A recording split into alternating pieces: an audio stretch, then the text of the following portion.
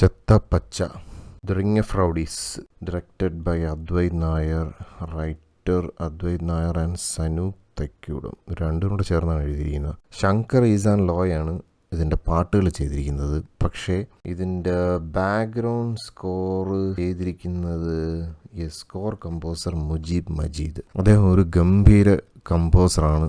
അദ്ദേഹത്തിൻ്റെ ചില areas for example നമ്മൾ ഈക്കോയിലായിരുന്നാലും അതുപോലെ കിഷ്കിന്ദ കാണ്ഡത്തിലും ഒക്കെ അദ്ദേഹത്തിൻ്റെ ഒരു വെറൈറ്റി ആയിട്ടുള്ള സ്കോർ നമ്മൾ കേട്ടതാണ്. അപ്പോൾ അത് വെച്ച് നോക്കുമ്പോഴത്തേക്ക് ആ ഒരു സംഭവം എല്ലാ ജോൺറയിലും അദ്ദേഹത്തിനെ കൊണ്ട് കഴിയുന്നില്ലെന്ന് എനിക്ക് ഫീൽ ചെയ്തത്. കാരണം ഭയങ്കര വീക്കായിട്ട് തോന്നി. വീക്ക് ഇൻ ദ സെൻസ് ചില സ്ഥലത്തൊക്കെ ഇങ്ങനെ അല്ലെങ്കിൽ ഇമോഷണൽ സീൻസൊക്കെ വരുന്ന സമയത്ത് ആ ഭാഗം മാത്രം അദ്ദേഹം ഒരു പരുവത്തിനൊക്കെ ചെയ്തു വയ്ക്കുന്നുണ്ട്. പക്ഷേ എങ്കിലും ബാക്കിയുള്ളടമൊക്കെ വരുമ്പോഴത്തേക്ക് നമുക്ക് ആ സീനുമായിട്ട് ഒരു കണക്റ്റ് കിട്ടുന്നില്ല. ബാക്ക്ഗ്രൗണ്ട് സ്കോർ ഒരു സീനിനെ അങ്ങനെ എലിവേറ്റ് ചെയ്ത് കൊണ്ടുവരുന്ന ഒരു സംഭവം ഉണ്ടല്ലോ, പ്രത്യേകിച്ച് ഇപ്പോഴത്തെ ഈ ഡോൾബി അറ്റ്മോസ് തിയേറ്ററിലൊക്കെ. അതാണ് ശരിക്കുള്ളൊരു തിയേറ്റർ എക്സ്പീരിയൻസ് എന്ന് പറയുന്ന സംഭവം. ആ ഒരു സാധനം കിട്ടിയിട്ടില്ല. ഒരുപക്ഷെ ഇനി അദ്ദേഹത്തിൻ്റെ പ്രോബ്ലം ആയിരിക്കണമെന്നില്ല, ഇതിൻ്റെ സിനിമയുടെ സൗണ്ട് മിക്സിങ്ങിൻ്റെ ഒക്കെ പ്രോബ്ലം ആണോ എന്നും അറിയത്തില്ല. ശങ്കരൻ, അരവിന്ദ് മേനോൻ, KC സിദ്ധാർത്ഥൻ അവർക്കൊന്നും വലിയ പണിയുള്ളതായിട്ട് തന്നെ എനിക്ക് തോന്നിയില്ല. കാരണം ഇതിൻ്റെ സൗണ്ടൊക്കെ വലിയ സംഭവമൊന്നുമല്ല. സൗണ്ടിനപ്പുറത്തേക്ക് ഇതിൻ്റെ സിനിമാറ്റോഗ്രാഫിയാണ് പണിയെടുത്തിരിക്കുന്നത്. VFX ആയിരുന്നാലും VFXനപ്പുറത്തേക്കാണ് ക്യാമറ, സിനിമാറ്റോഗ്രാഫി ആനന്ദ് C ചന്ദ്രൻ. അദ്ദേഹം ഇതിനകത്ത് നന്നായിട്ട് പണിയെടുത്തിട്ടുണ്ട്. പക്ഷേ എങ്കിലും ആലപ്പുഴ ജിങ്കാനായിട്ട് കമ്പയർ ചെയ്ത് നോക്കിക്കഴിഞ്ഞാൽ സിനിമാറ്റോഗ്രാഫി എനിക്ക് വലിയ സംഭവമായിട്ടൊന്നും തോന്നിയില്ല. പിന്നെ ഓവറോൾ കോൺസെപ്റ്റ് നോക്കിക്കഴിഞ്ഞാൽ ഇങ്ങനെ ഒരു കോൺസെപ്റ്റ് എടുത്ത് സിനിമയാക്കുക എന്ന് പറയുന്നത് അത്ര ഈസി അല്ല. അതുകൊണ്ടാണ് ആ ഒരു സാധനം WWF എന്ന് പറയുന്ന അതിൻ്റെ ഒരു മലയാളീകരിച്ച വേർഷനാണെന്ന് കണ്ടിട്ട് മാത്രമാണ് ഞാൻ ഈ സിനിമ കണ്ടത്. പിന്നെ അർജുൻ അശോകൻ എന്ന ആക്ടർ എനിക്ക് ഒത്തിരി ഒരു കോൺഫിഡൻസ് ഉള്ളൊരു ആക്ടറാണ്. കാരണം അദ്ദേഹത്തിൻ്റെ സിനിമകൾ റീസെൻ്റ് ആയിട്ട് വന്ന തലവര എന്ന് പറയുന്ന സിനിമ പോലും എനിക്ക് ഭയങ്കരമായിട്ട് വർക്കായത്. ആ ഒരു ക്യാരക്ടറിനെ ഉണ്ടാക്കിയെടുക്കാനായിട്ടൊക്കെ ആളിടുന്നൊരു എഫേർട്ടുണ്ട്. അത് ആ സിനിമയ്ക്കകത്തും വർക്കായി, ഈ സിനിമയ്ക്കകത്തും അത് ശരിക്കും. ഈ സിനിമയ്ക്കകത്ത് ശരിക്കുള്ള എഫേർട്ട് എനിക്ക് അർജുൻ അശോകൻ്റെ സൈഡിൽ നിന്നാണ് ഫീൽ ചെയ്തത്. കാരണം അദ്ദേഹം ആ ഒരു ബോഡി മേക്ക് ഓവറൊക്കെ സൂപ്പറായിട്ടുണ്ടായിരുന്നു. അത് തന്നെ സിനിമേനെ ആദ്യം കള്ളായിട്ടുള്ള തുടക്കമാണെന്നുണ്ടെങ്കിലും പുള്ളിയെ കാണിക്കുന്നിടം വെച്ച് സിനിമയ്ക്ക് ഒരു ജീവൻ ഫീൽ ചെയ്തായിരുന്നു. പക്ഷേ എങ്കിലും ത്രൂ ഔട്ട് നോക്കുമ്പോഴത്തേക്ക് സ്ക്രിപ്റ്റും ഒക്കെ ഭയങ്കര വീക്കായിട്ട് തോന്നി. കാരണം ഒരു ഇമോഷണൽ കണക്റ്റ് കിട്ടുന്നില്ല. എന്നാൽ സിനിമ ഒരു ഗെയിം ബേസ്ഡ് ആയിട്ടുള്ള ഒരു സിനിമയാണ്.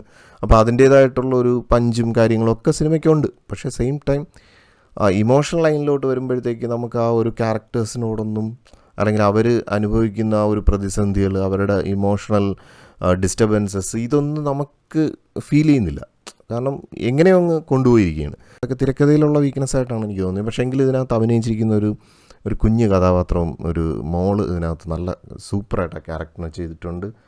കുഞ്ഞിൻ്റെ പേര് എനിക്ക് ബാക്കിയുള്ള ആക്ടേഴ്സിനെ വെച്ച് നോക്കിയപ്പോഴത്തേക്ക് ഇത്രയും കുഞ്ഞു കുട്ടി ആ ഒരു ക്യാരക്ടറിനെ നന്നായിട്ട് വേദിക ശ്രീകുമാർ ആയിരിക്കാം, ആണെന്ന് തോന്നുന്നു, ഉറപ്പില്ല.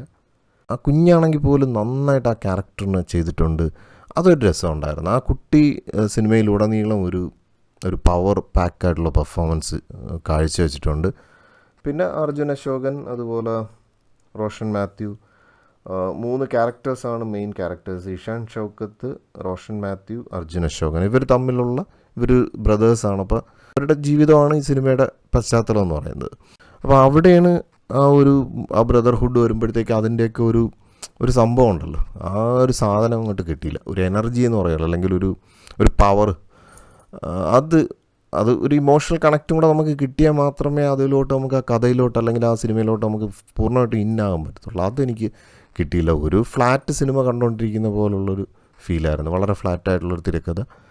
പിന്നെ അതിനിടയിൽ കുറച്ച് എലിവേറ്റഡ് സീൻസ്, അതായത് ഈ ഫൈറ്റ് സംഭവങ്ങളൊക്കെ വരുമ്പോൾ അത് എനിക്ക് തോന്നുന്നു അവസാനത്തെ ഫൈറ്റൊക്കെ കിടുവായിട്ട് ചെയ്തിട്ടുണ്ട്. അവിടെയൊക്കെ സിനിമാറ്റോഗ്രാഫി നല്ല സൂപ്പറായിട്ട് ചെയ്തിട്ടുണ്ട്.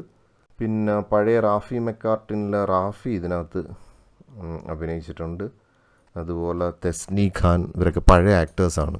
അവരൊക്കെ അങ്ങനെ കുറേ പഴയ ആക്ടേഴ്സിനെ ഇതിനകത്ത് സിനിമയ്ക്കകത്ത് കൊണ്ടുവന്നിട്ടുണ്ട്. അപ്പോൾ അങ്ങനെയൊക്കെ സിനിമ എനിക്ക് ഓവറോൾ അത്രയ്ക്ക് അങ്ങോട്ട് വർക്കായില്ല.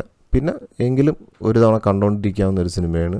ഭയങ്കര ഒരു തിയേറ്റർ എക്സ്പീരിയൻസ് എന്ന് പറയാനൊന്നുമില്ല, എങ്കിലും ഒരു ഓൺ ടൈം വാച്ചിനുള്ളൊരു പ്രോഡക്റ്റ് ഉണ്ട്. പിന്നെ ഞാൻ ആദ്യം പറഞ്ഞ പോലെ തന്നെ ഈ ബാക്ക്ഗ്രൗണ്ട് സ്കോറും പാട്ടുകൾ, ഒരു പാട്ട് എനിക്ക് ഭയങ്കരമായിട്ട് വർക്കായി, ശങ്കർ ഈസാൻ ലോ. എന്തിനാണ് ഈ ശങ്കർ ഈസാൻ ലോയിനെയൊക്കെ കൊണ്ടുവന്ന് കമ്പോസ് ചെയ്യിച്ചിരിക്കുന്നതെന്നുള്ളത്, പാട്ട് കമ്പോസ് ചെയ്യിച്ചിരിക്കുന്നതെന്ന് എനിക്ക് മനസ്സിലായില്ല. കാരണം ഒരുപക്ഷെ ഈ സിനിമ എൻറ്റയറായിട്ട് മുജീബ് മജീദിൻ്റെ കൊടുത്തിരുന്നെങ്കിൽ അദ്ദേഹത്തിൻ്റേതായിട്ടുള്ള ഒരു രീതിയിൽ പാട്ടും എല്ലാം കൂടെ ഒരു വേറൊരു ലെവലിലോട്ട് പുള്ളി പിടിക്കാൻ ശ്രമിച്ചിട്ടുണ്ട്. ഇതിപ്പോൾ രണ്ടും രണ്ട് തതിക്കായിപ്പോയി.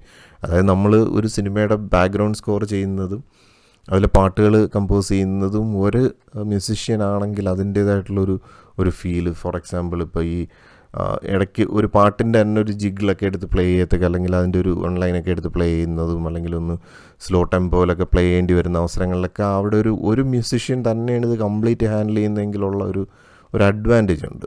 അത് നന്നായിട്ട് വിനിയോഗിക്കാൻ കഴിവുള്ള ഒരു മ്യൂസിഷ്യൻ ആയിരുന്നു മുജീബ് മജീദ്. അദ്ദേഹത്തിന് ഈ സാധനം പൂർണ്ണമായിട്ട് വിട്ടുകൊടുത്തിരുന്നെങ്കിൽ ഒരുപക്ഷെ പുള്ളി കുറച്ചും കൂടെ ബെറ്ററായിട്ട് ഇത് ചെയ്തു വയ്ക്കുമെന്ന് എനിക്ക് തോന്നി.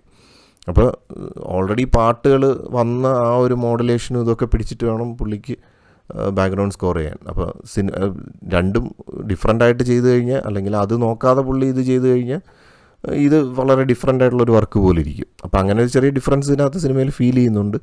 എങ്കിലും മ്യൂസിക് ഡിപ്പാർട്ട്മെൻറ്റ് അല്ലെങ്കിൽ അത് പൂർണ്ണമായിട്ടും അദ്ദേഹത്തെ ഏൽപ്പിച്ചിരുന്നെങ്കിൽ കുറച്ചും കൂടെ ബെറ്റർ ആക്കുമായിരുന്നു എന്ന് എനിക്ക് തോന്നുന്നു. ഇപ്പോൾ ശങ്കർ ഈസ് ആൻഡ് ലോ എന്ന് പറയുമ്പോഴത്തേക്ക് അവർ ഹിന്ദിയിൽ തന്നെ ഒരു ഏകദേശം ഔട്ട്ഡേറ്റഡ് ആയ കണക്കാണ്. അവരിപ്പോൾ മെയിൻ സ്ട്രീമിലുള്ള മ്യൂസിഷ്യൻസായിട്ട് എനിക്ക് തോന്നിയിട്ടില്ല.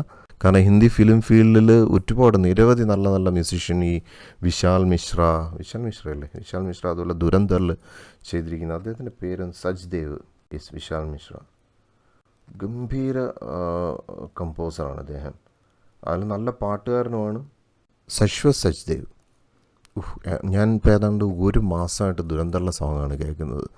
അപ്പോൾ സാധാരണ എനിക്കിങ്ങനെ ഒരു അസുഖമുണ്ട്. ഇപ്പോൾ എ ആർ റഹ്മാൻ്റെ പാട്ടുകൾ ഇറങ്ങി കഴിഞ്ഞാൽ കുറേ നാളത്തേക്ക് 1 month എൻ്റെ വൈഫ് എപ്പോഴും പരാതിയാണ്, കാറിനകത്ത് എപ്പോഴും ഇതിങ്ങനെ പ്ലേ ചെയ്തുകൊണ്ടിരിക്കും. എന്തെങ്കിലും ജോലി ചെയ്തുകൊണ്ടിരിക്കുമ്പോഴൊക്കെ, അതായത് കിച്ചണിലൊക്കെ എന്തെങ്കിലും പണി ചെയ്യുന്ന സമയത്ത്, അതായത് എന്ത് ജോലി ചെയ്തുകൊണ്ടിരിക്കുന്ന സമയത്ത് അപ്പാർട്ട് ഫ്രം എഡിറ്റിങ് അല്ലെങ്കിൽ എൻ്റെ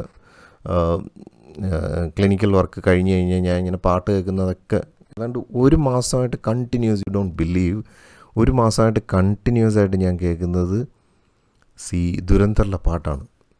ഒരു മാസമായെന്ന് തോന്നുന്നു സിനിമ ഇറങ്ങിയിട്ട്. ഞാൻ തന്നെ ആലോചിച്ച്, ഞാൻ ഇത്രയും ലോങ് ടേം ആയിട്ടൊരു പാട്ട് അങ്ങനെ കേട്ടിട്ടില്ല.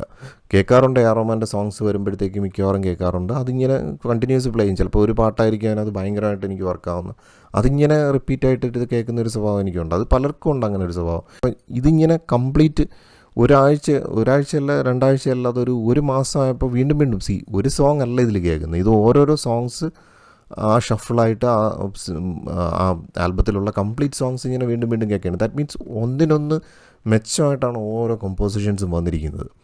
സോ അതിൽ ഞാൻ ശരിക്കും ഫ്ലാറ്റായിപ്പോയി. ഇപ്പോൾ one among the best music composer in Hindi is Shashwat Sachdev എന്ന് ആണ് എനിക്ക് ഫീൽ ചെയ്യുന്നത്. അത്ര ഗംഭീരമാണ് അദ്ദേഹത്തിൻ്റെ മ്യൂസിക്. വളരെ ഡിഫറെൻ്റായിട്ട് ഡിഫറെൻ്റ് ഇൻ ദ സെൻസ് നമ്മളിപ്പോൾ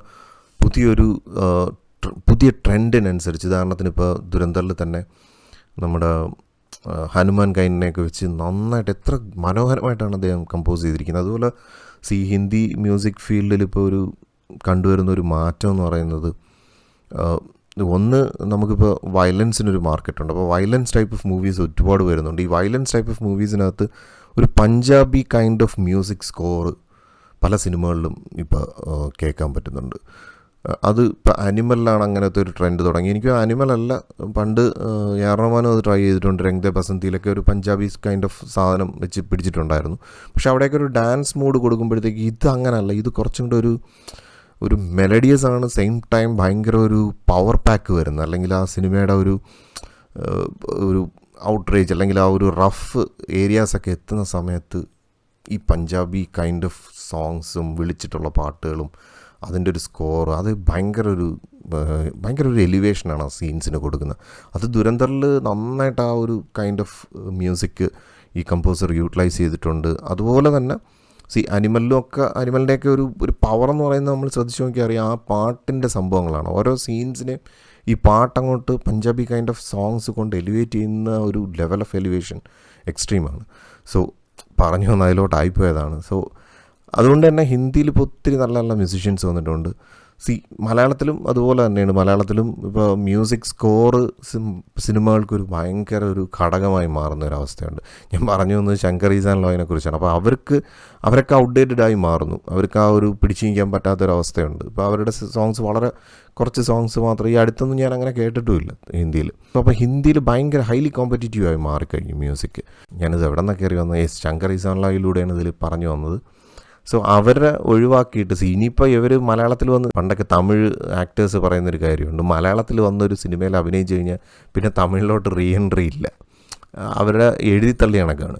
അപ്പോൾ ഇതിപ്പോൾ ഹിന്ദിയിൽ നിന്ന് ഇവർ മലയാളത്തിൽ വന്ന് കമ്പോസ് ചെയ്ത്, ഞാനിതിപ്പോൾ മലയാളം ഫീൽഡിനെ കുറച്ച് പറയാമല്ലോ, പക്ഷേ ഇതൊരു ഫാക്റ്റാണ്.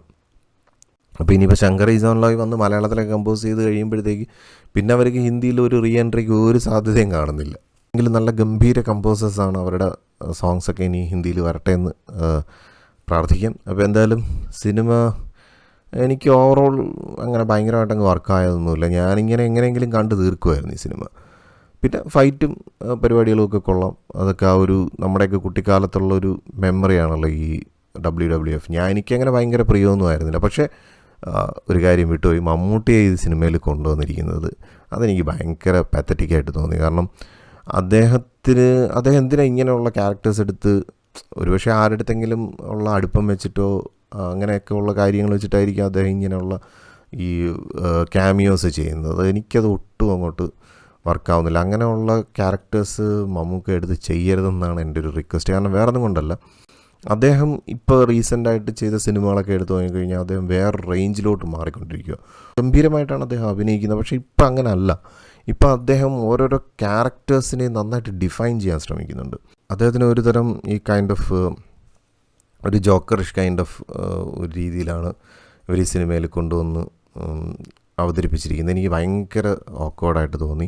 കാരണം അങ്ങനെ വരുന്നതുകൊണ്ട് തന്നെ ഈ എക്സിസ്റ്റിംഗ് കുറേ കഥാപാത്രങ്ങളുണ്ട്, അതിനപ്പുറത്തേക്ക് വലിയൊരു സംഭവമായിട്ടാണ് ഇദ്ദേഹത്തിനെ കൊണ്ടുവരുന്നുണ്ടാണ്. ആ ഒരു വലിയ സംഭവമാകാൻ ആൾ ശ്രമിക്കുന്നുണ്ട്. പക്ഷേ ഇവിടെ പ്രശ്നം പറ്റുന്നതെന്ന് പറഞ്ഞു കഴിഞ്ഞാൽ, നമുക്ക് ആ സിനിമയിൽ അവസാനം ഒരു ക്യാമിയോ ആയിട്ട് വന്നിട്ട് എത്ര പെർഫോം ചെയ്താലും നമുക്ക് ആ അദ്ദേഹത്തിൻ്റെ ആ കഥാപാത്രത്തിൻ്റെ ആദ്യം നമുക്ക് ഇൻട്രൊഡ്യൂസ് ചെയ്യുന്നുണ്ട്, ഒരു ഇൻട്രൊഡക്ഷൻ പോലെ തരുന്നുണ്ട്. പക്ഷേ അവിടെയൊന്നും ആ ഒരു ഡെപ്ത് കിട്ടുന്നില്ല. കാരണം ഇതെല്ലാം കുറേ പിക്ചറായിട്ടും മറ്റേ ആനിമേഷനായിട്ടൊക്കെയാണ് കാണിക്കുന്നത്. അപ്പോൾ അത് വെച്ചിട്ട് നമുക്ക് ആ ഒരു ക്യാരക്ടറിന് അങ്ങോട്ട് രജിസ്റ്റർ ആവുന്നില്ല, അത്രയും ഡീപ്പായിട്ട് രജിസ്റ്റർ ആവുന്നില്ല. എന്നിട്ട് പിന്നെ ഈ ക്യാരക്ടർക്കാർ വരുമ്പോഴത്തേക്ക് കുറച്ച് ഓവർ ആക്ടിങ് പോലെയൊക്കെ നമുക്ക് തോന്നും.